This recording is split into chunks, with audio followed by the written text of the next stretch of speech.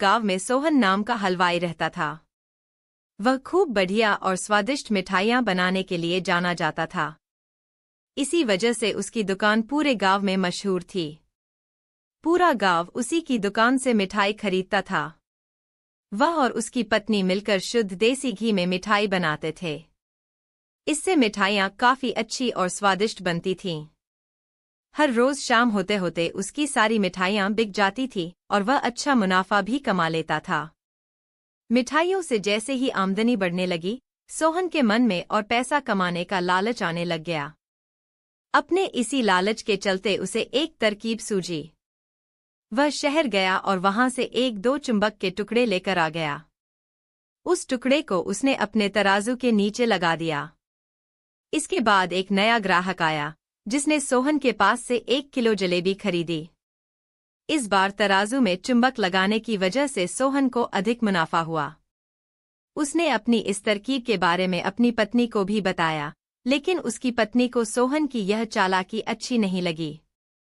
उसने सोहन को समझाया कि उसे अपने ग्राहकों के साथ इस तरह की धोखेबाजी नहीं करनी चाहिए, लेकिन सोहन ने अपनी पत्नी की बात बिल्कुल भी नहीं सुनी।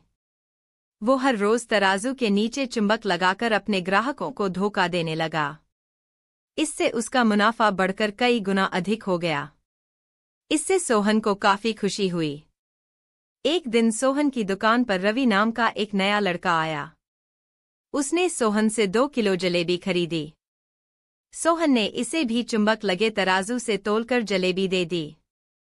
रवि ने जैसे ही जलेबी उठाई, उसे लगा कि जलेबी का वजन 2 किलो से कम है। उसने अपना शक दूर करने के लिए सोहन से दोबारा से जलेबी को तोलने के लिए कहा। रवि की बात सुनकर सोहन चिढ़ गया। उसने कहा, मेरे पास इतना फालतू समय नहीं है कि मैं बार बार तुम्हारी जलेबी ही तोलता रहूं। इतना कहकर उसने रवि को वहां से जाने के लिए कह दिया।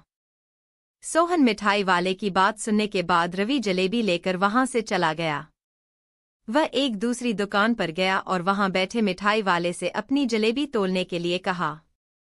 जब दूसरे दुकानदार ने जलेबी तोली, तो जलेबी सिर्फ 1.5 किलो ही निकली। अब उसका शक यकीन में बदल गया था। उसे पता चल गया कि सोहन मिठाई वाले के तराजू में कुछ गड़बड़ है। अब उसने तराजू की गड़बड़ को सबके सामने लाने के लिए खुद एक तराजू खरीद लिया और उसे ले जाकर सोहन मिठाई वाले के दुकान के पास ही रख दिया।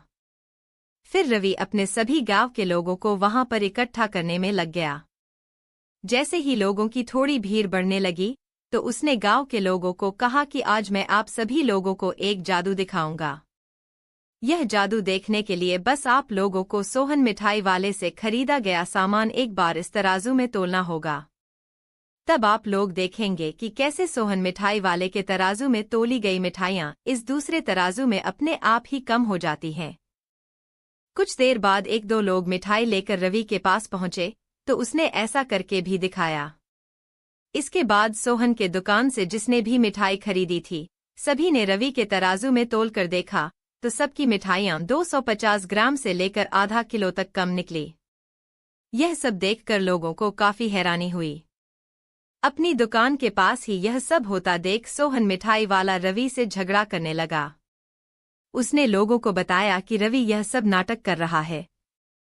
अपनी बात को सही साबित करने के लिए रवि सीधे सोहन मिठाई वाले का तराजू लेकर आया और तराजू में लगा चुंबक निकालकर सबको दिखाने लगा। यह देखकर गांव वालों को बहुत गुस्सा आया। सबने मिलकर उस लालची मिठाई वाले को खूब मारा।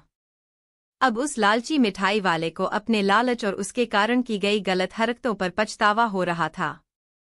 उसने अपने गांव के सभी लोगों से माफी मांगी और वादा भी किया कि भविष्य में वे ऐसी कोई भी जालसाजी नहीं करेगा।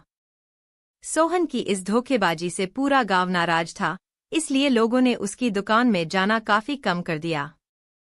इधर सोहन के पास पछताने के अलावा कुछ और नहीं बचा, क्योंकि वो पूरे गांव वालों का भरोसा खो चुका था। कहानी से सीख कभी भी लालच नहीं करना चाहिए।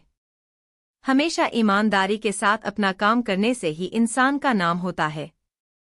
लालच के चलते भले ही कुछ समय के लिए अच्छा फायदा हो, लेकिन इससे इज्जत और आत्मसम्मान दोनों कम हो जाते हैं।